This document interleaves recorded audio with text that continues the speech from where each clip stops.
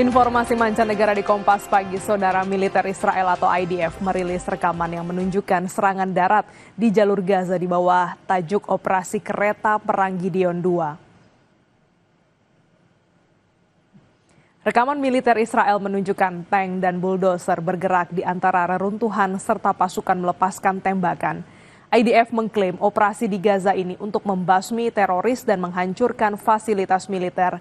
Dalam 48 jam terakhir, lebih dari 150 target diserang udara dan artileri. Namun, media Palestina melaporkan 33 orang tewas, termasuk warga sipil.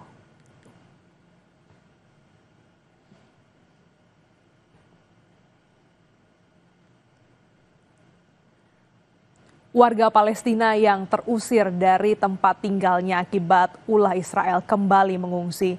Mereka menuju ke selatan kota Gaza seiring Israel memperluas serangan daratnya. Warga Gaza melakukan evakuasi mandiri. Sekitar 350.000 orang meninggalkan kota Gaza. Banyak diantaranya membawa hanya sedikit barang berharga mereka. Pengungsian terus berlanjut di jalur Gaza Utara dengan ribuan orang melarikan diri dari pemboman yang dilakukan Israel. Mereka mengungsi ke daerah selatan yang dinilai sebagai wilayah yang relatif lebih aman. Israel telah mengumumkan pembukaan koridor kemanusiaan sementara untuk memungkinkan penduduk Gaza pergi. Jalur ini hanya akan dibuka selama 48 jam dan hingga kini total korban meninggal warga Gaza Palestina tercatat 65.000 orang.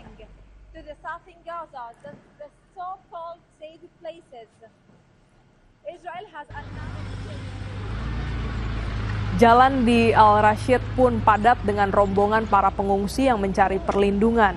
Pasca Israel melancarkan operasi serangan darat, ratusan warga Palestina berbondong-bondong mengungsi ke Al-Mawasi di Gaza Selatan. Mereka berjalan kaki atau menumpang truk bak terbuka sambil membawa barang bawaan mereka.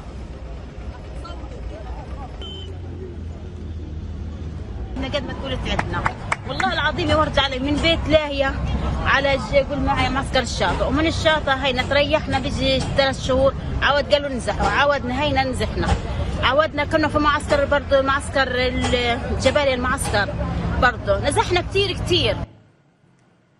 Uni Emirat Arab bekerja sama dengan Organisasi Kesehatan Dunia mengevakuasi 119 orang sakit dan terluka dari jalur Gaza beserta keluarga mereka. Rekaman menunjukkan wanita, anak-anak, dan orang tua naik ke pesawat Uni Emirat Arab di Bandara Ramon, Israel, dan perlintasan Kerem Shalom. Evakuasi ini sesuai arahan Presiden Sheikh Mohammed bin Zayed Al Nahyan untuk memberikan perawatan bagi 1.000 anak Palestina yang terluka dan 1.000 pasien kanker. Hingga kini, Saudara, jumlah pasien dan pendamping yang dievakuasi dan menerima perawatan medis telah mencapai 2.904 orang.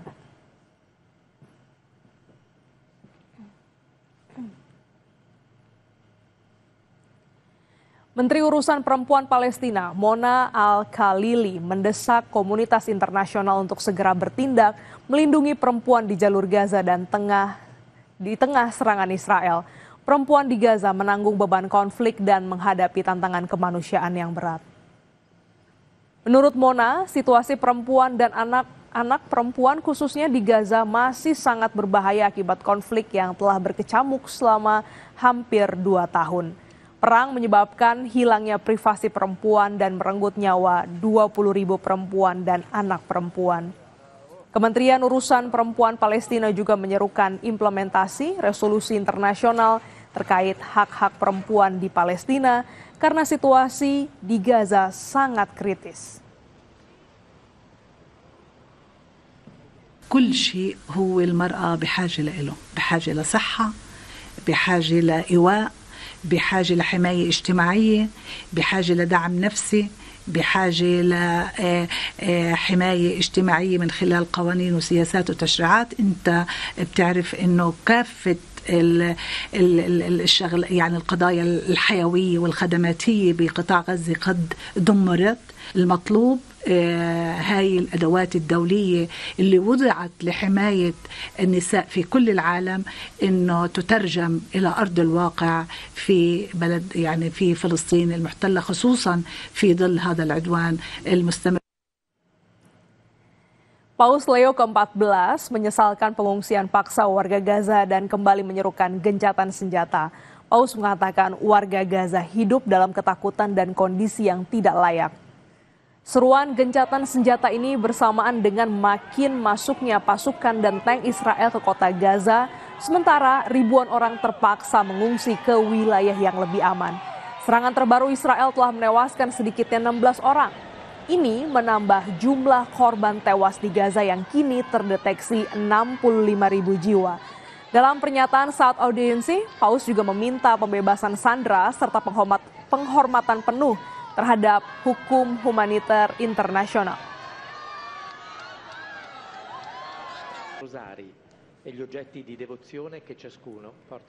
Ribuan demonstran pro-Palestina memadati Palace de la République Paris untuk mengecam serangan Israel di Gaza dan menuntut sanksi besar-besaran terhadap Tel Aviv. Massa pro-Palestina di Paris membawa bendera dan spanduk mengecam Israel. Tokoh politik Prancis menilai sanksi Uni Eropa belum cukup dan mendorong embargo total. Senada perwakilan Palestina menyebut pengakuan negara Palestina tak berarti tanpa sanksi langsung. Uni Eropa sendiri baru mengusulkan pembatasan perdagangan dan sanksi, namun masih mendapat penentangan dari sejumlah negara anggota.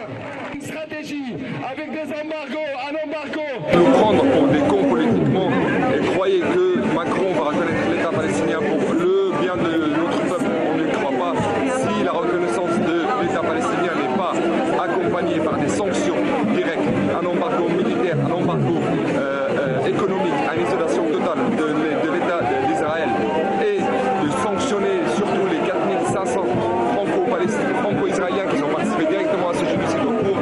La déclaration elle-même, elle ne vaut pas, même pas l'encre avec laquelle elle est ici. Informasi mancanegara lainnya akan hadir di Kompas Pagi, diantaranya aksi mogok pekerja kereta api di Prancis memanas. Para demonstran bahkan sempat memasuki kantor pusat Kementerian Ekonomi di Paris.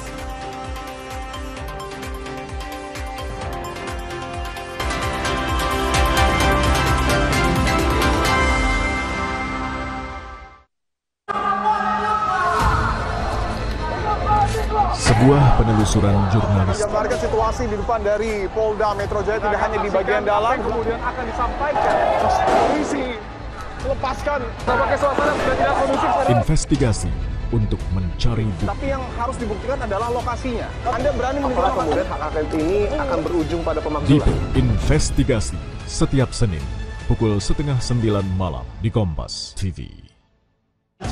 Eredivisie pekan ini, laga penuh gairah akan tersaji. Perolehan poin 3 di kota Velsten berkat gol Paul Gladon dan Aiko menjadi modal semangat bagi Fortuna Sittard kala berjumpa FC Utrecht. Dengan pemain baru mereka Davy van den Berg sebagai